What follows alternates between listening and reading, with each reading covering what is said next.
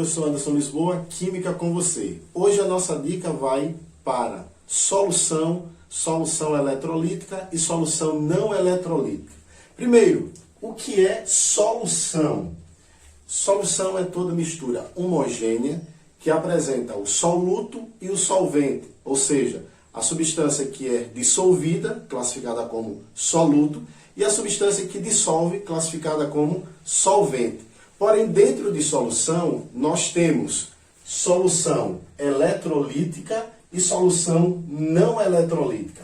Qual a diferença entre as duas? A solução eletrolítica é aquela que conduz corrente elétrica. Qual a razão para ela se tornar condutora de eletricidade? E solução não eletrolítica é aquela que não conduz corrente elétrica. O porquê que ela não conduz corrente elétrica? A solução eletrolítica, ela conduz corrente elétrica porque no momento que o soluto é adicionado na água, ele sofre um processo de dissociação ou ionização. E nesse caso, ele vai liberar íons na solução que vai ter a capacidade de conduzir corrente elétrica. Já a solução não eletrolítica, o soluto pode até ser solúvel em água, mas ele não tem a capacidade de liberar íons, por isso ele não vai conduzir corrente elétrica. Se liga no experimento que vocês vão acabar de ver agora sobre solução eletrolítica e não eletrolítica. Nesse exato momento nós vamos estar apresentando para vocês o experimento sobre solução eletrolítica e não eletrolítica. Então eu vou estar apresentando para vocês algumas soluções e do que cada solução é formada, e nós vamos estar fazendo a análise se essa solução ela é eletrolítica ou não eletrolítica. Então aqui nós temos o sistema, onde vocês estão vendo essa lâmpada, é uma lâmpada incandescente. O sistema ele vai mostrar justamente se cada uma dessas soluções ela é eletrolítica ou não eletrolítica. Aqui nós temos a solução de ácido clorídrico, que aqui é o ácido muriático. Nós temos aqui uma solução com vinagre diluído mais em água. Aqui nós temos uma solução de hidróxido de sódio. Aqui uma solução de cloreto de sódio. E aqui uma solução de sacarose.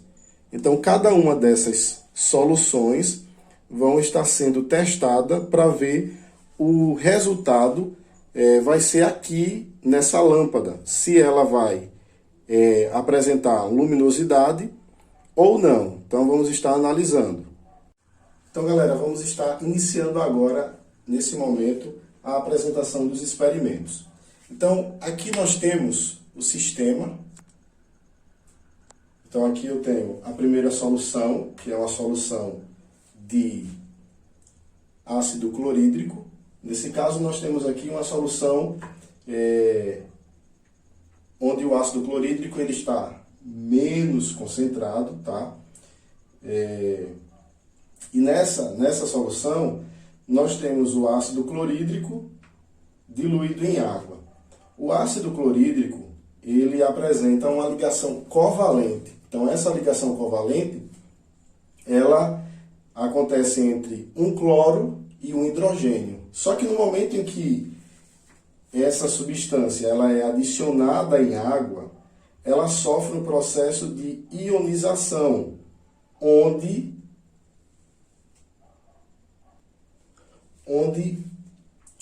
as moléculas elas vão estar liberando, formando H+, e Cl-.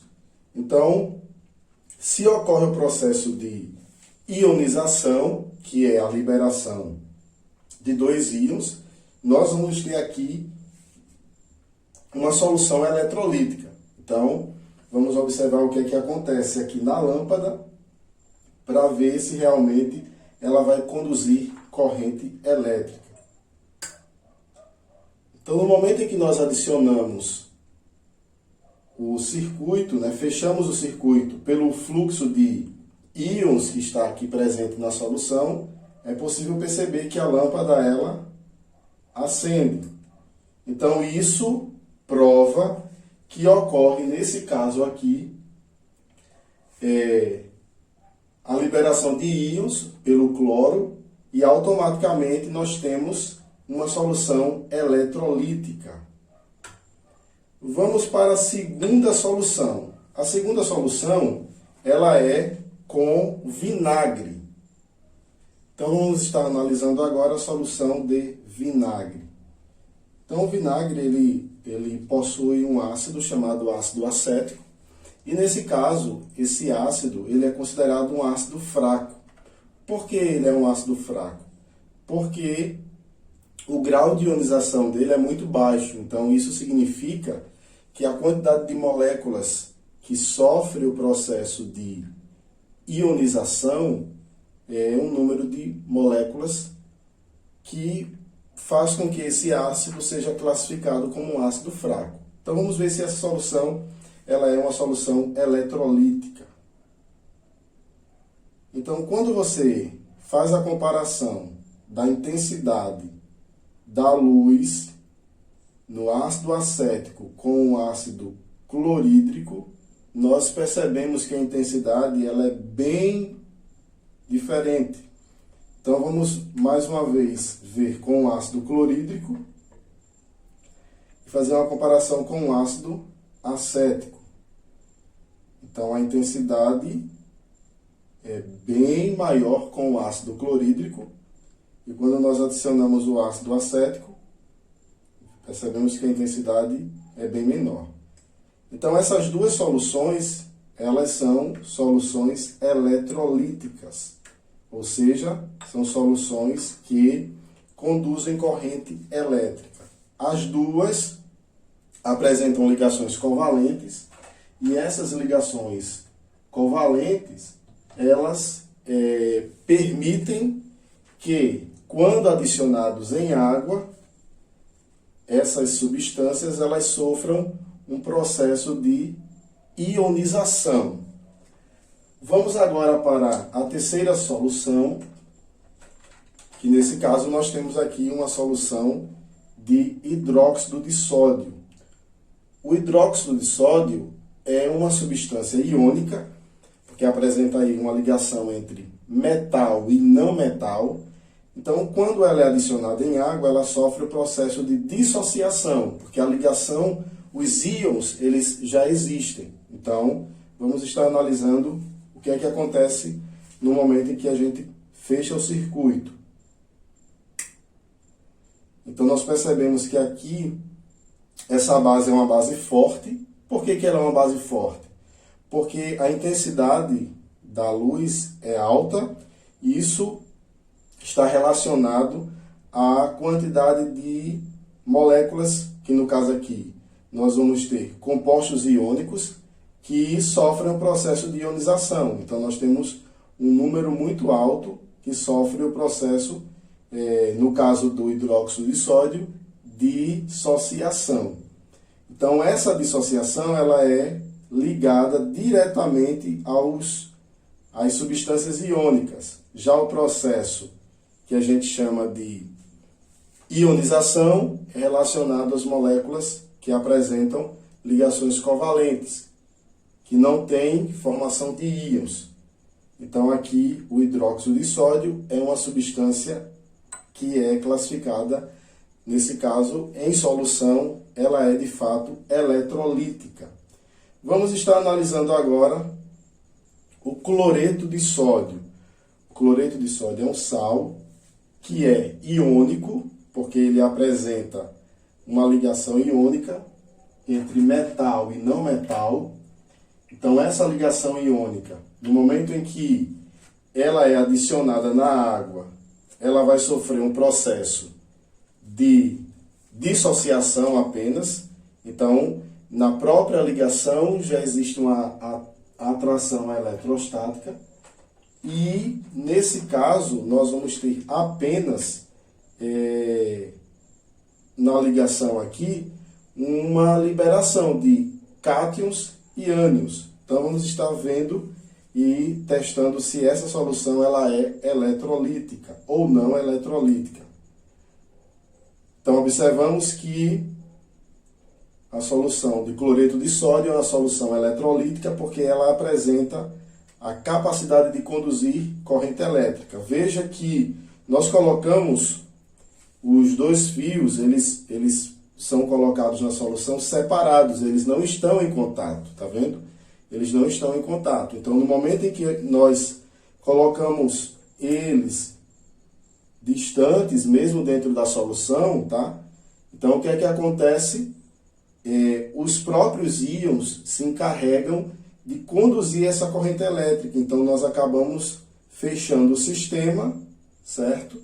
E a corrente elétrica ela tem a possibilidade de chegar até a própria lâmpada. Então, aqui nós provamos que a solução de cloreto de sódio também é uma solução eletrolítica.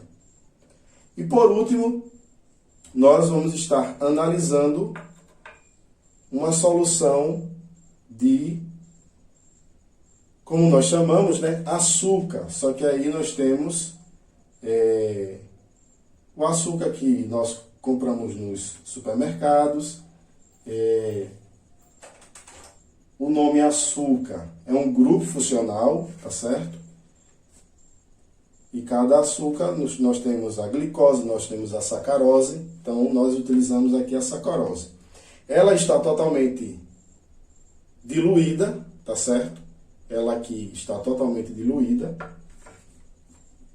Mas nós vamos estar analisando se essa solução ela é eletrolítica. Então, não significa que estar diluída ela seja uma solução que conduz corrente elétrica. Então, vamos estar analisando aqui. Ó, não existe